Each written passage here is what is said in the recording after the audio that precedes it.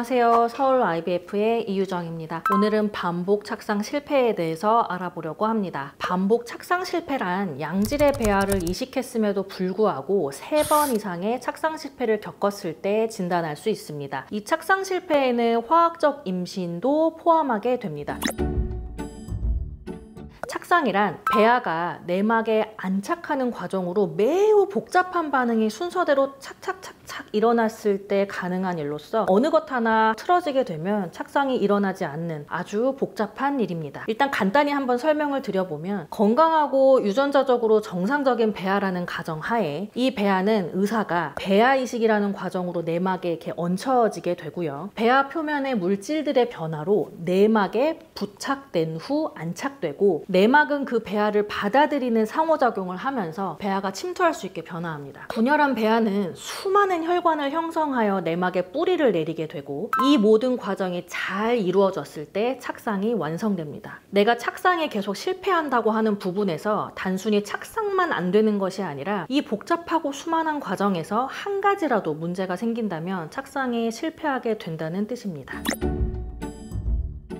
이 질문에 답하기 앞서 정말 착상이 안 되는 것이 문제가 되는 것인지 이야기 먼저 해보겠습니다. 앞서 착상이라는 과정은 일련의 미세한 변화가 순차적으로 차례차례 일어났을 때 성공적인 착상이 일어나게 되고 결국 배아와 자궁 내막의 상호작용, 즉 배아와 내막이 손을 맞잡고 서로 잘 맞았을 때 다음 단계로 넘어가게 됩니다. 만약 들어온 배아가 심각한 기형이 있거나 염색체 이상이 있는 등 문제가 있을 경우 인체에서는 자연 도태를 시키는 시스템이 작동하는데 이를 자연 선택, 내추럴 셀렉션이라고 합니다. 이러한 방어 기전으로 착상 실패를 유추해 본다면 착상 실패를 겪는 우리에게는 안타까운 일이겠지만 어쩌면 몸 안에서 일어나는 건강한 시스템이라고 생각해 볼 수도 있겠습니다. 물론 이러한 착상 실패가 반복적으로 일어나게 된다면 우리는 다른 문제들을 찾기 위한 검사와 치료가 필요하겠습니다. 크게 원인을 나눠본다면 배아에 문제가 있는 경우와 모체의 문제를 나눌 수 있겠습니다. 앞서 말씀드린 배아의 문제 같은 경우는 배아에 염색체 이상 혹은 유전자 이상이 있는 경우 착상 실패를 겪을 수 있습니다. 모체의 경우에는 자궁에 문제가 있을 수 있는데 근종, 성근증과 같은 자궁의 구조적인 변형을 일으켜서 착상에 어려움을 가지고 올 수 있으며 자궁 안에 이제 중격 같은 구조물이 있거나 중복자궁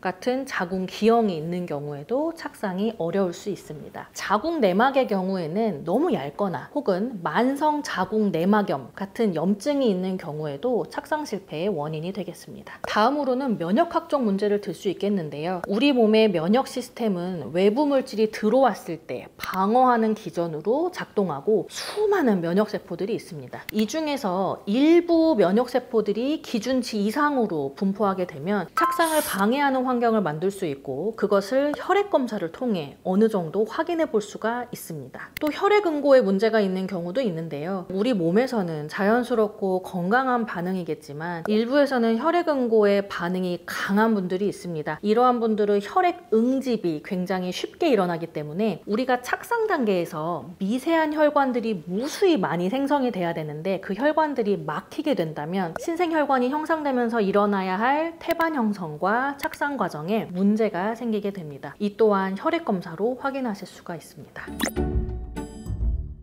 요새는 기술이 좋아져서 배아의 문제를 어느 정도 해결을 할 수 있습니다. 착상 전 유전자 검사, 즉 PGT라는 검사로 포배기 배아의 일부를 떼어내어서 착상 전에 배아 염색체가 정상인지 비정상인지 혹은 모자익이 몇 %인지 미리 알아보고 이식 결정을 해볼 수 있습니다. 자궁의 구조적인 변형을 일으키는 혹, 종물이 있는 경우에는 수술을 통해 이를 제거할 수 있고 자궁 내시경을 통해 자궁 안의 용종이나 경막 등도 제거할 수 있습니다. 자궁 내막염도 진단 후 항생제를 통해 치료해 볼 수 있겠습니다. 자궁 내막이 너무 얇은 경우에는 호르몬제를 사용하거나 PRP, 즉 혈소판 풍부 혈장 농축액을 자궁왕 안에 주입하여 얇은 내막을 치료해 볼 수 있겠습니다. 이외에도 내막의 두께는 문제가 없는데 딱히 원인 모르는 반복 착상 실패를 계속해서 겪게 됐을 때 우리가 사용해 볼 수 있는 방법들이 몇 가지 있습니다. 일단 자궁 내시경을 하면서 착상이 되는 부분에 약간의 스크래치를 내어 일부러 상처를 내게 되는데 이를 자궁 내막 자극술이라고 합니다. 이때 상처를 치유하기 위해 자궁강 안에는 상처 회복을 위한 면역세포, 여러 사이토카인들이 모여들게 되는데요. 이러한 물질들이 착상을 하는데 도움을 줄 수 있기 때문에 우리도 반복적으로 착상을 실패하는 경우 이를 고려해 보고 있습니다. 이외에도 직접 면역에 관련한 물질을 자궁강 안에 넣어주기도 하는데 이것이 바로 GCSF이며 이 주입술은 2000년도에 처음 임신율 개선의 주장이 처음 나왔고 현재까지 그에 대한 효과가 있다 없다 여러 말들이 많기 때문에 제한적으로 우리가 고려를 해야 되겠지만 반복적으로 착상 실패를 하는 경우에는 이 주입술도 고려를 하고 있습니다. 그 다음으로 면역학적 요인에 해당하는 항체가 발견되거나 자연살해 세포가 일정 수준보다 높게 나온 경우에는 면역글로불린 치료나 스테로이드 치료, 또 흔히 콩주사라고 불리는 인트라리피드 수액을 맞을 수 있겠습니다. 또한 혈전 성향이 강하여 착상이 어려운 경우에는 아스피린, 헤파린 등을 사용함으로써 혈전의 형성을 막아서 착상에 도움을 줄 수 있겠습니다. 그 외에도 모체 갑상선 질환, 고혈압, 당뇨 같은 전신적인 대사질환 또한 원인이 될 수 있기 때문에 내과적 치료를 같이 협진해 볼 수 있겠습니다. 이외에도 착상에 도움을 줄 수 있는 수액, 영양제, 주사 등 여러 제제들이 있지만 각각의 상황에 맞게 주치의와 상의 후 사용하셔야 되겠습니다.